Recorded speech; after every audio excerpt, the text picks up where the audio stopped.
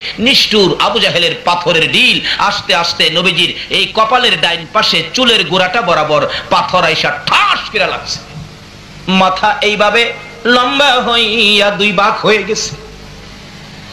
নবী আমার চাপাইয়া ধরেছে, চোখের পানি ছেড়ে ছেড়ে কাঁদতেছে, মাবুদ কেন গো আমার এইভাবে পাথর মারলো? কে মারলো? ব্যক্তিটা কে? আমি কি করেছিলাম? আবু জাহেল দূরে দাঁড়াইয়া হাসে।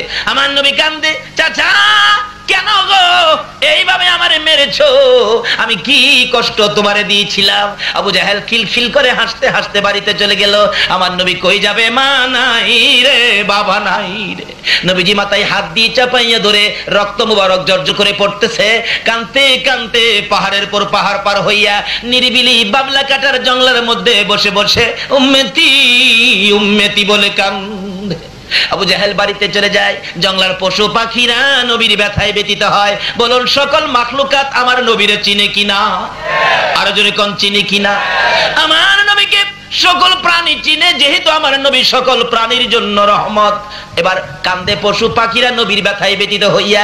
একটা হরিণী ভাবতেছে একা একা কাঁদবো, দেখো না নবীর কেউ আছে কিনা। দৌড়ে যায় নবীজির বাড়ির দিকে, যাইয়া দেখে কেউ বাড়িতে নাই। তালাশ করে কাউরে পায়, কার কাছে বলবে? নবীর মা নাই, বাবা নাই।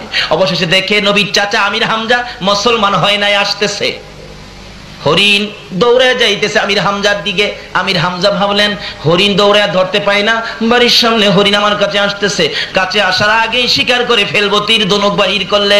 হরিণ ডাকতেছে, প্রভু গো জবান খুলে দাও না, তোমার বন্ধুর পক্ষে কথা বলি। সঙ্গে সঙ্গে আমার আল্লাহ আমার নবীর পক্ষে কথা বলার জন্য জবান খুলে দেয়। যে নবীর ভালোবাসায় হরিণ জবান খুলে পায়, এ নবীর ভালোবাসলে বলুন জান্নাত পাওয়া যায় কিনা? ডাকতেছে, আল্লাহ জবান খুলে দাও। জবান খুলে গেছে। দূর থেকে তাকে, আমির হামজা তীর ধনুক বাহির করেছো, আমারে মারবি। মারার আগে একটা কথা শুইনালো। আমির হামজা কয়, আশ্চর্য, হরিণ কথা কয়, কি বলবে দেখি। দৌড়া যাইয়া জঙ্গলার হরিণ আমির হামজার পায়ে পড়ে গেছে। আল্লাহু আকবার। কপালটা দিয়ে আমির হামজার পায়ের মধ্যে লাগাইয়া কান্দে, আমির হামজা রে আমারে মারিস না, আমারে মারবার আগে তোর ভাতিজার খবর লো। যাইয়া দেখ তোর ভাতিজার মা নাই, বাবা নাই বলে এতিম পাইয়া রে আমির হামজা। যাইয়া দেখ আবু জাহেল কেমন মার তোর ভাতিজারে মারছে। জঙ্গলায় বসে বসে রে এতিম নবী কান্দে।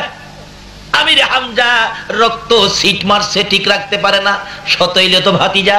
কই কি আমার ভাতিজার মা নাই, বাবা নাই, এতিম। এতিম আমার ভাতিজাটারে আবু জাহেল মারছে। হ্যাঁ কি ভাবছে আমার ভাতিজার কেউ নাই?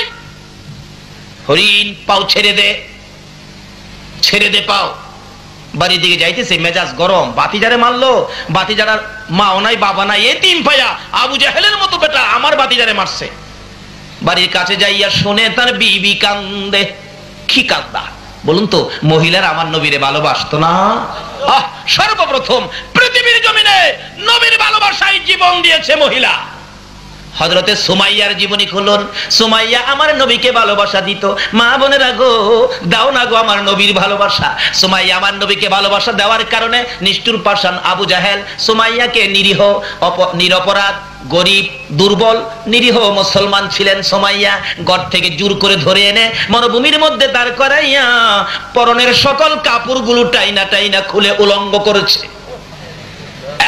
সুমাইয়া ভল ভাতিজার কথা শুনবি না আমার কথা শুনবি? সুমাইয়া চক্ষুটা বন্ধ করে লজ্জায় চোখ খুলে না। জবাব দেয়, আবু জাহেল তোমার ভাতিজার কথা শোনার জন্য আল্লাহ বলেছে, তোমার কথা শোনার জন্য বলে নাই। এখন আপনারা কি আবু জাহেলের কথা শুনবেন না আল্লাহর কথা শুনবেন? সুমাইয়ার মতো মহিলা আবু জাহেলের কথা শুনে না, শুনে কার কথা? কেন আল্লাহ বলেছে অমাইয়ুতির রাসূলা ফাকাদ আতা আল্লাহ, তোমরা আমার এই নবীর কথাগুলি মানো, তাইলেই হবে আমি আল্লাহর কথা মানা। মহিলা হইয়া আল্লাহর কথা মানে। চোখ বন্ধ। আবু জাহাল তোর ভাতিজার কথা শোনার জন্য আমার আল্লাহ বলেছে, তোমার কথা শোনার জন্য বলে নাই। আবু জাহেল রাগ হয়ে গেছে, এত বড় কথা আমার মুখে মুখে দাঁড়াও আসতেছি। হাজার হাজার লোকজন চারদিকে দাঁড়িয়ে আছে, সুমাইয়া উলঙ্গ। আবু জাহেল ডাকে, আয় কে দেখবি। সুমাইয়া চোখের পানি ছেড়ে ছেড়ে ডাকে, প্রভু। আবু জাহেল মানুষ দাওয়াত দেয় আমারে দেখার জন্য, শুধুমাত্র তোমাকে দাওয়াত দেয় না। মাবুদ গো, আমি তোমার বন্ধুর পাগল ইনি সুমাইয়া দাওয়াত দিলাম, তুমি মাবুদ আমি সুমাইয়ারে দেখা যাও না। ব্যবসা লাগাইছে। আল্লাহ বলেন, সুমাইয়া রে, ও সুমাইয়া, তোর দাওয়াত কবুল করলাম। এদিক দিয়ে আবু জাহেল ঘরের মধ্যে যাইয়া একটা বল্লম নিয়ে আসলেন। বল্লম নিয়ে এসে তলপেটের মধ্যে বল্লম দিয়ে এমন জোরে আঘাত করলো, তলপেট ছেদ্র করে পিছন দিয়ে বেরিয়ে গেছে। উলঙ্গ সুমাইয়া চিৎ হয়ে জমিনে পড়ে গলাকাটা মুরগির মতো নাচতেছে, আল্লাহর আরশ পর্যন্ত কাঁপতেছে। সুমাইয়া জিহ্বাটা বাহির করে দিছে আর ডাকতেছে, মাবুদ তোমার বন্ধুর পাগল হইয়া জীবন দিলাম গো, আমারে তুমি দেখা গেলা না। আমার আল্লাহ বলেন, সুমাইয়া রে, আমার বন্ধুর প্রেমে জীবন দিবে, আমি কি চুপ করে থাকবো? সইতে পারি না। জিবরাইল, আমার বন্ধুর পাগল সুমাইয়া আমারে ডাকে রে, আমারে দেখার জন্য দাওয়াত দিয়েছে, আমি সুমাইয়ারে খালি হাতে দেখতে যাব না রে। জিবরাইল, আমার জান্নাতুল ফেরদাউসটা উঠাইয়া দে, আমি আমার জান্নাত সহ সুমাইয়ারে দেখতে যাব। এটা কিসের বিনিময়? আমার নবীর ভালোবাসার বিনিময়। শুধু সুমাইয়া কেন, বহু মহিলাদের জীবনী খুলে দেখুন। জাবেরের বিবি, জাবেরের বিবি একটা মহিলা, কত ভালোবাসে, পেটের খিদা, খন্দকের দেহা। জাবের বাড়িতে এসে, বিবি গো, তোমার কাছে কি কোনো খাওনের কিছু আছে? আছে তো। কিসের জন্য? আমার নবীর পেটের খিদা আছে, কিছু দিবে? জাবেরের বিবি কই, স্বামী এক সা পরিমাণ আটা আছে, আল্লাহর কসম আমি আর একটাও খাইতাম না, আমি আমার নবীরে দিয়ে লাইলাম। বিবি, তরকারি কি দিবি? স্বামী, 4 মাসের একটা বকরির বাচ্চা আছে, 4 মাসের ছাগল, 4 মাসের ছাগলটা জব করে দিমু। বিবি, এটা না তুই আদর করে পালতি, 4 মাসের বাচ্চাটা জব করে রাসূলকে দিতে পারবি? বিবি কেমন মহিলা দেখেন। ও মা বোনেরা শোনো না, জাবেরের বিবি কয়, স্বামী গো, শুধু 4 মাসের ছাগলের বাচ্চা কেন, প্রয়োজন হলে নিজের বাচ্চা পর্যন্ত জব করে দিব। আচ্ছা কস কি? ঠিক আছে, রুটি বানাও, তরকারি পাকাও। যে রাসূলের কানে কানে বলছে, হুজুর আমার বিবি 4 মাসের একটা ছাগলের বাচ্চা জব করেছে, বিবির কিছু আটা ছিল, রুটি বানাইছে, আপনার পেটে খিদা, হুজুর আপনি আসেন, চুপচাপ আপনি খেয়ে যান। বলুন তো, যে নবী উম্মত ফালাইয়া আরশে যায় না, এই নবী কি উম্মত ফালাইয়া খাইব? আজকে সে নবীর পক্ষে থাকতে রাজি আছেন না?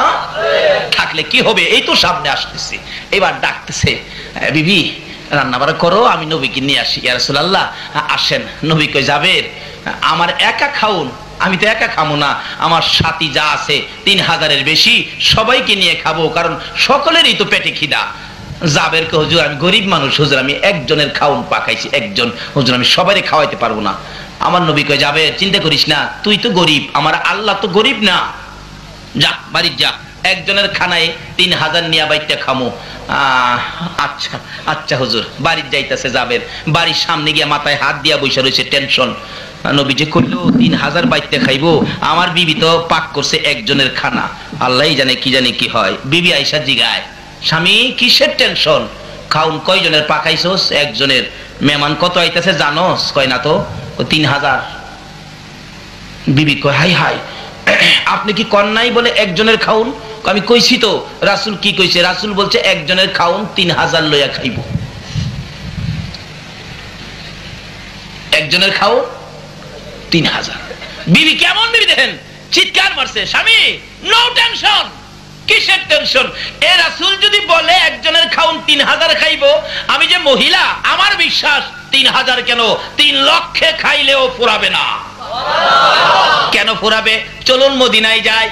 মসজিদে নববীর কাজ যেদিন হয় নাই, শুরু হয়েছে কাজ। এর মধ্যে বহু খেজুরের গাছ পড়েছে। একটা খেজুরের গাছ মিম্বরের পাশাপাশি ছিল, গাছটা মরে গেছে, শুকনা মরা, শুকনা মরা। রাসূল বলেন, এটা থাক, এটা হেলান দিয়ে খুতবা পড়ব কাজ শেষ না হওয়া পর্যন্ত। মদিনার ঘটনা, উস্তুনে হান্নানা জান্নাম। খুতবা পরে মিম্বর, বাকি সব কাজ কমপ্লিট হলে রাসূল বলেন, এটার দরকার নাই, গাছটা কেটে ফেলে দিলেন, শুকনা গাছ মরে গেছে। জুমার দিন খুতবা দিবে নবী, কে যেন কান্দে এতিমের মতো। নবী বলেন, সাহাবীরা রে দেখ কে কান্দে, আমার মায়া মায়া লাগে। সাহাবীরা বলেন হুজুর কেউ তো কাঁদে না, সব তো হাসি খুশি দেখা যায়, আপনি নবীরে পাইলে সবাই তো খুশি।